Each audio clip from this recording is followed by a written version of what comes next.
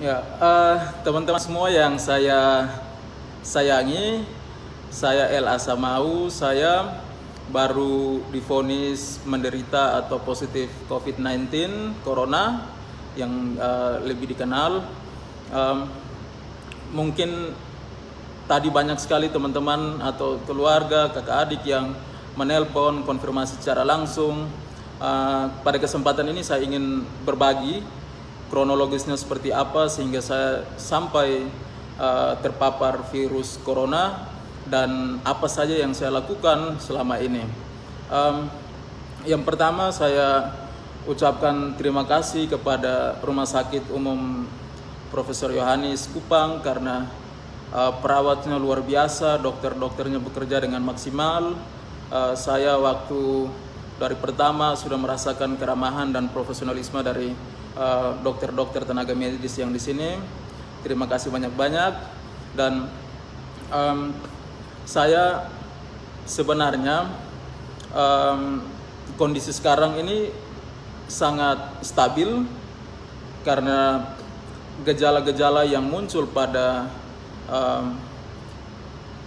penderita atau suspek itu seperti kita ketahui mereka mungkin merasakan demam dan lain-lain, tetapi saya puji Tuhan dalam kondisi yang prima.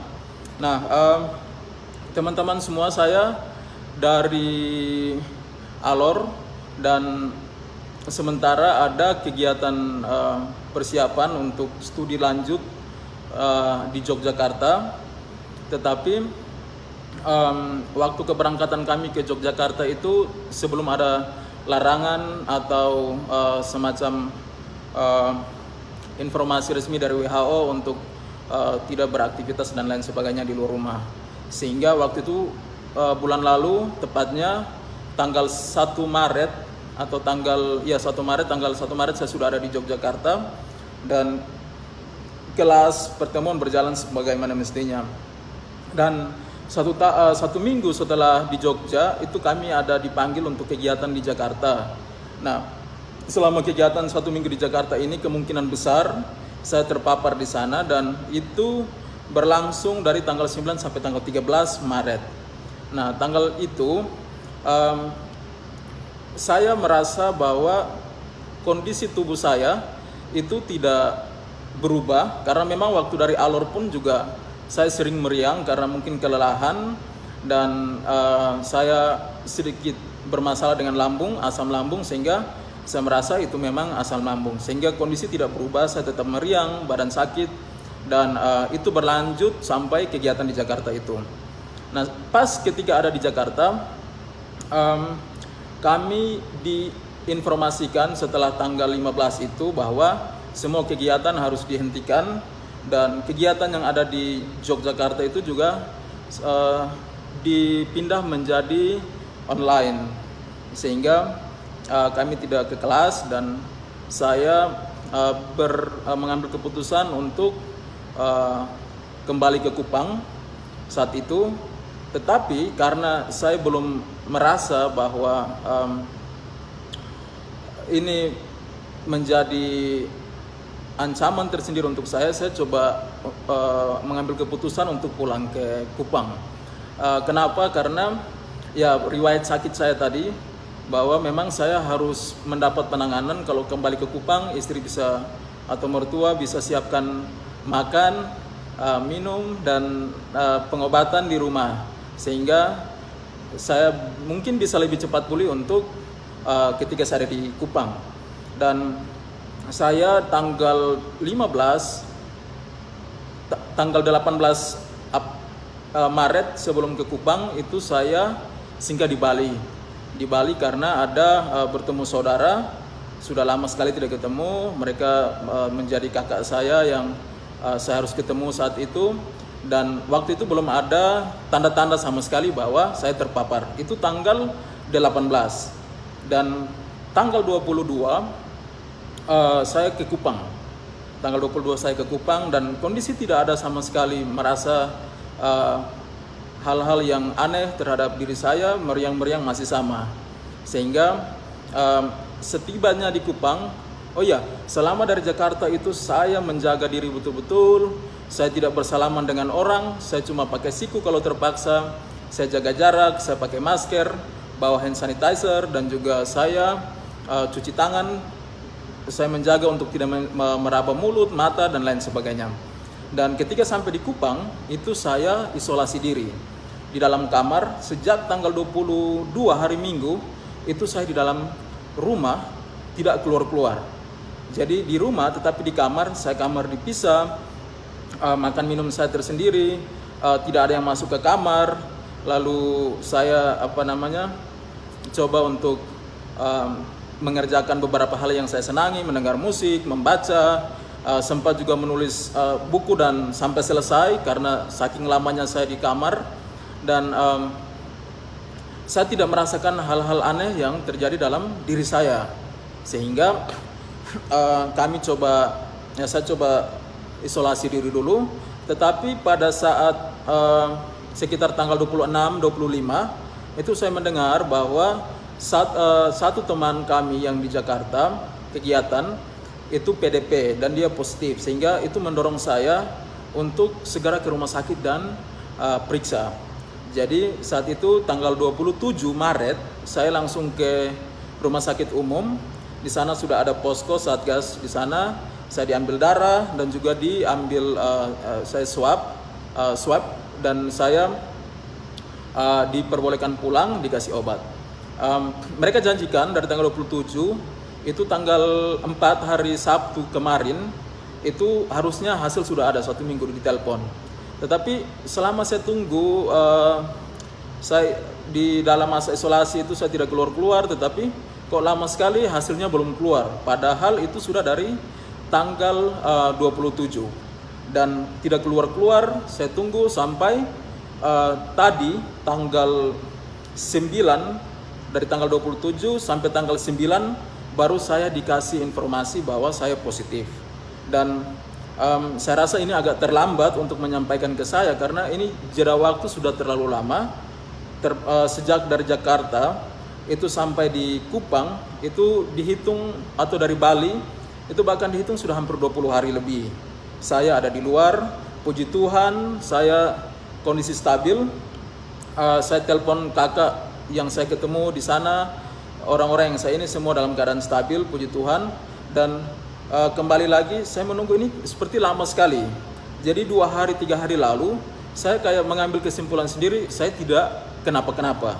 Karena hasil tidak keluar-keluar, saya sempat berpikir bahwa hasil saya negatif sehingga tidak ditelepon oleh pihak rumah sakit. Dan saya sudah sempat keluar, saya jaga jarak tetap, saya pakai masker, ketika keluar saya pakai hand sanitizer dan lain sebagainya. Saya tidak kontak dengan siapa-siapa. Mungkin dekat, berdiri dekat, tetapi mau berjabatan tangan atau apa tidak sama sekali.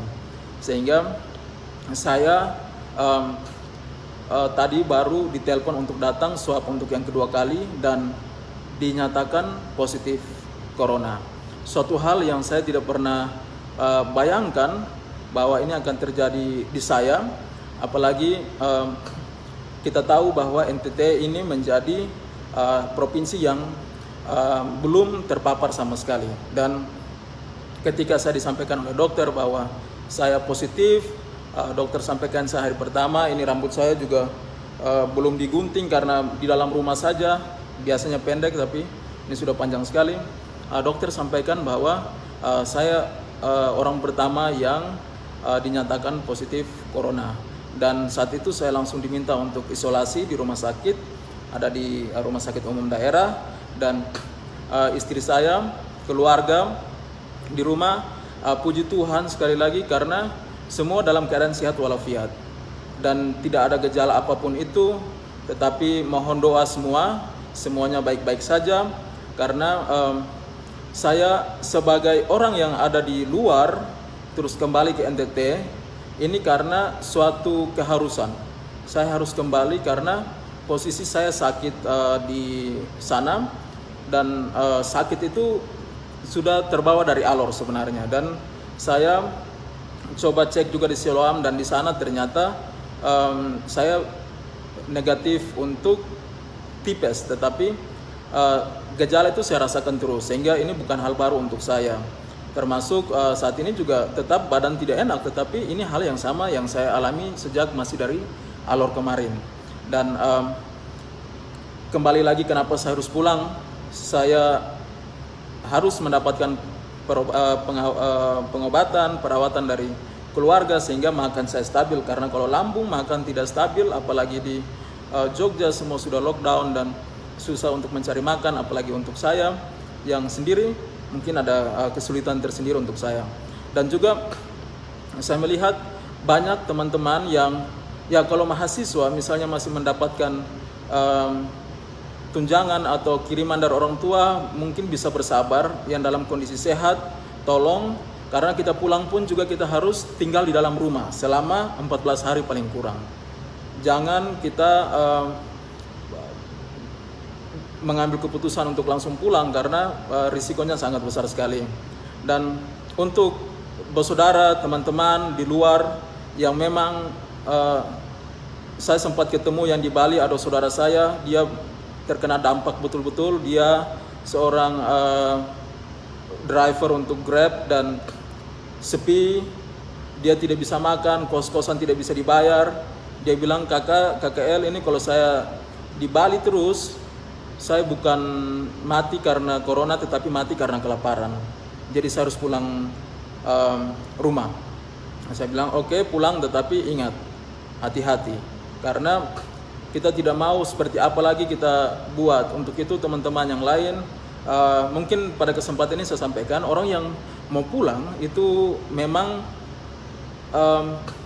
ada berbagai banyak alasan. Bukan karena mereka ingin mau pulang secepatnya, karena ada liburan, ambil kesempatan, tidak. Karena ada beberapa faktor personal yang mungkin tidak diketahui oleh semua orang. Sehingga tolong dimaklumi, tetapi saya ingin berpesan supaya mereka itu juga tetap harus hati-hati. Jujur sampaikan ke medis, ketika sampai langsung lapor dengan kesadaran penuh untuk isolasi diri, menjaga keamanan lingkungan tempat tinggal sendiri dengan baik sehingga tidak membahayakan orang lain. Kalau bisa tinggal di luar, tetap bertahan, please bertahan dulu.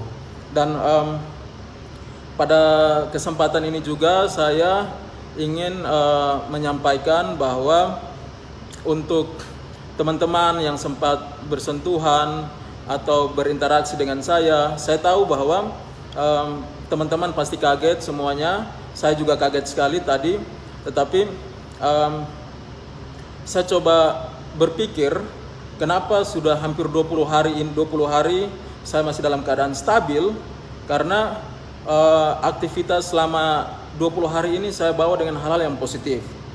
Segala hal tentang stres dan lain-lain saya coba buang. Saya mendengar musik dan saya membaca, saya menulis, saya coba ikut kegiatan-kegiatan untuk penggalangan dana untuk COVID dan lain sebagainya. Dan saya rasa ini sangat membantu sekali, sehingga untuk kita mungkin tidak harus takut, waspada, wajib kita harus menjaga, karena kita bukan menjaga diri kita harus menjaga para medis, semuanya kita saling menjaga. Tetapi namanya virus yang tidak terlihat ini bisa terpapar kapan saja, dan dia tidak tanpa, kalau saya kasusnya tanpa disengaja, tanpa saya sadari, tanpa bermaksud apa-apa, dan saya merasakan ini, sehingga saya mengalami ini. Sehingga saya mohon dukungan dari semua keluarga, teman yang nonton video ini. Tolong dukung penderita atau suspek COVID-19. Karena apa? Dukungan itu penting sekali. Jangan sekedar telepon, tanya sakit apa, rasa apa, karena teman-teman para medis ini sudah cukup baik, mereka sudah terlatih untuk menangani para pasien. Sehingga ketika teman-teman menunjukkan simpati atau rasa sayang, saya tahu banyak sekali di luar yang menyayangi saya, keluarga kami, dan akan memberikan simpati. Tetapi saya punya request. Yang pertama, jangan tanya kondisi saya, karena sekarang teman-teman lihat saya sehat-sehat saja, rasa meriang, tapi ini sudah dari alor, waktu 2 bulan yang lalu. Ini masih terbawa terus. Saya sehat-sehat saja, tolong jangan tanya bagaimana kondisi, karena saya baik-baik saja. Tetapi saya minta kalau mau kontak saya, kalau telepon mungkin saya tidak angkat karena saya harus istirahat, tetapi berikan kata-kata yang memotivasi saya.